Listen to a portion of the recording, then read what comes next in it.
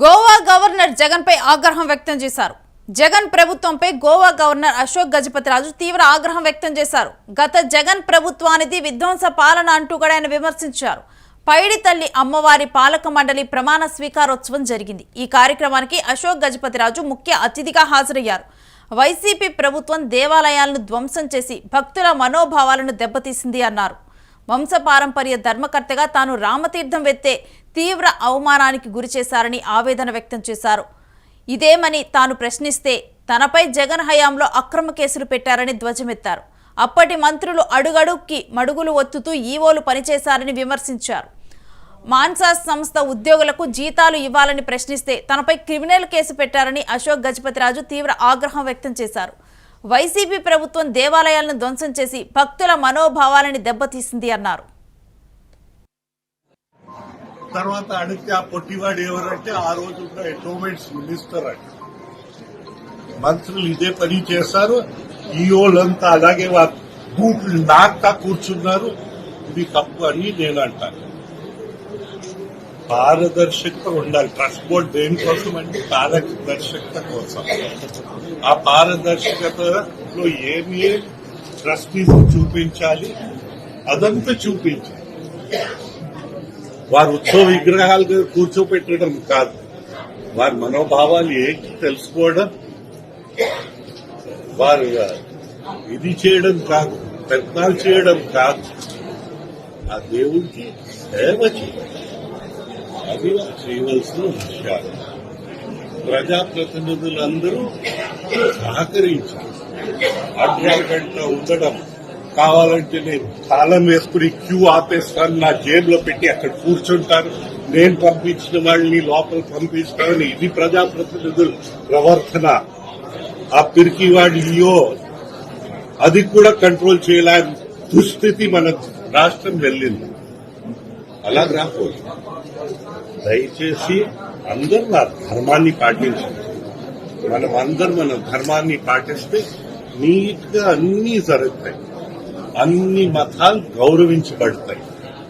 నీ సొంత మతాన్ని నువ్వు ఆరాధించు, అవతల మతాన్ని గౌరవించు.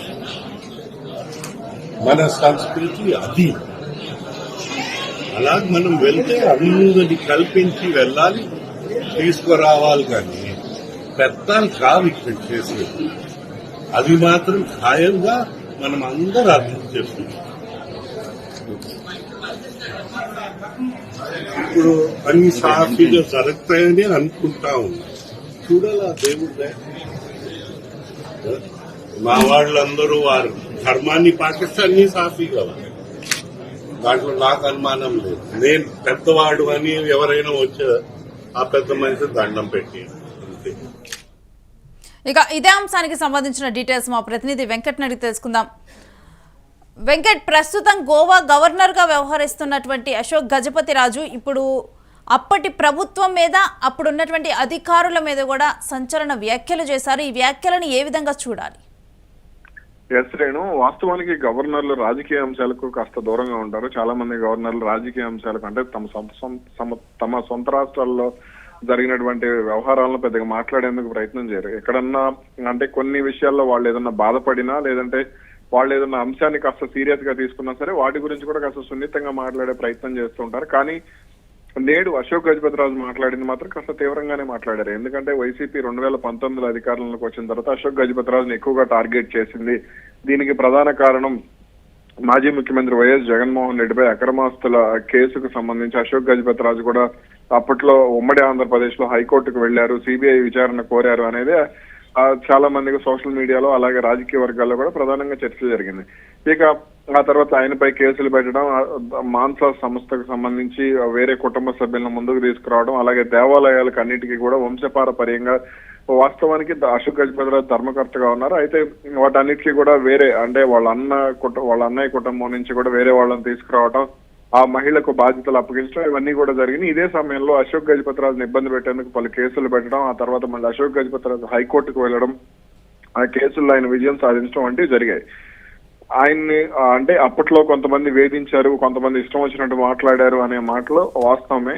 ఇక ఇదే సమయంలో దేవాలయాల విషయంలో అలాగే ఆయన కొన్ని దేవాలయాలకు అక్కడ ధర్మకర్తగా ఉన్నారు వంశపారపర్యంగా, అలాగే కొన్ని దేవాలయాలకు ఆయన భూములు ఇచ్చారు ఆయన గానీ ఆయన కుటుంబ సభ్యులు గానీ, వాటన్నిటికీ కూడా ఆయన వంశపారపర్యంగా అంటే దాతల కుటుంబ సభ్యులకు సంబంధించి ఆయన ధర్మకర్తగా ఉండడం జరిగింది. ఈ నేపథ్యంలోనే ఆయన్ను కొన్ని ఇబ్బందులకు గురి చేసిన పరిస్థితి ఏర్పడింది. దీంతోనే అప్పటి పరిస్థితులను ఆయన గుర్తు చేసుకుంటూ కూడా తాజాగా ఈ అంశాలకు సంబంధించి ధర్మాన్ని పాటించలేదు, తనని కావాలని ఇబ్బంది పెట్టారు, అప్పటి ఈవోలు కూడా మంత్రులు ఏం చెప్తే అది చేశారు, ముఖ్యంగా ఆయన పరోక్షంగా బొత్స సత్యనారాయణ విషయంలో ఈ వ్యాఖ్యలు చేసినట్టుగా తెలుస్తోంది. అలాగే ధర్మాన ప్రసాదరావు, ధర్మాన కృష్ణదాస్ వీళ్ల విషయంలో కూడా ఆయన పరోక్షంగా ఇదే కామెంట్స్ చేసినట్టుగా కూడా అర్థమవుతుంది. అంటే తనని ఎక్కువగా ఇబ్బంది పెట్టిన వాళ్ళ మంత్రులు ఉన్నారు, ఆ మంత్రుల మాట విని వాళ్ళ అడుగులకు మడుగులెత్తుతూ ఈవోలు ఇబ్బంది పెట్టారంటూ కూడా ఆయన కాస్త ఆవేదనగా మాట్లాడిన పరిస్థితి. అయితే ఇదే దాంట్లో ఆయన మీద పెట్టినటువంటి అక్రమ కేసుల గురించి కూడా ఆయన ప్రస్తావించారు.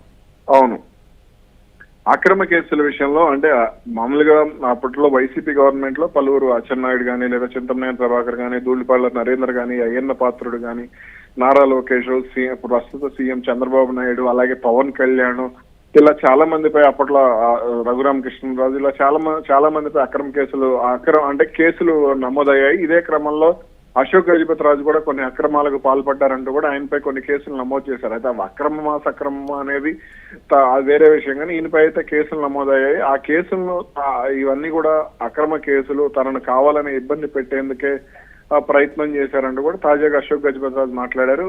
అలాగే ఉత్తరాంధ్రకు చెందిన కొంతమంది మంత్రులు, అంటే మాజీ మంత్రులు ఎవరైతే ఉన్నారో వైసీపీ నాయకులు, ప్రస్తుత వైసీపీ నాయకులు, గత మాజీ మంత్రులు, వాళ్ళ విషయంలో కూడా తన ఆగ్రహాన్ని ఈ విధంగా అశోక్ గజపతి రాజు వ్యక్తం చేసినట్టుగా కూడా స్పష్టంగా అర్థమవుతుంది.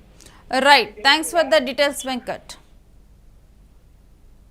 సో ప్రస్తుతం గోవా గవర్నర్గా ఉండి అశోక్ గజపతి రాజు ఈ విధంగా కూడా వ్యాఖ్యలు చేయటం అయితే ఇప్పుడు సంచలనంగా మారిందనే చెప్పాలి. అప్పటి వైసీపీ ప్రభుత్వంలో తనకు అవమానాలు జరిగాయని, తన మీద అక్రమంగా కేసులు పెట్టారని కూడా అప్పుడు అధికారులు, ఇప్పుడు ఎమ్మెల్యే ఎంపీల మంత్రుల బూట్లు నాకే వాళ్ళంటూ కూడా ఈ విధంగా వ్యవహరించడం కరెక్ట్ కాదు అంటూ కూడా జీతాలు ఇవ్వమన్నందుకు తన మీద అక్రమంగా కేసులు పెట్టారంటూ కూడా ఈ విధంగా ప్రస్తుతం గోవా గవర్నర్గా ఉన్నటువంటి అశోక్ గజపతి రాజు మాట్లాడారు.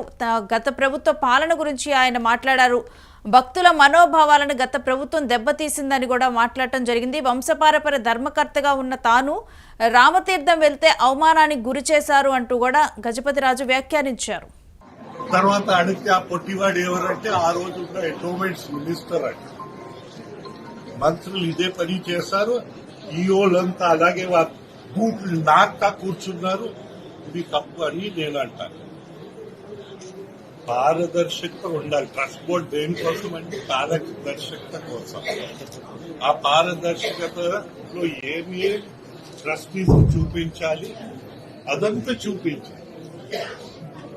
వారు ఉత్సవ విగ్రహాలు కూర్చోపెట్టడం కాదు, వారి మనోభావాలు ఏంటి తెలుసుకోవడం,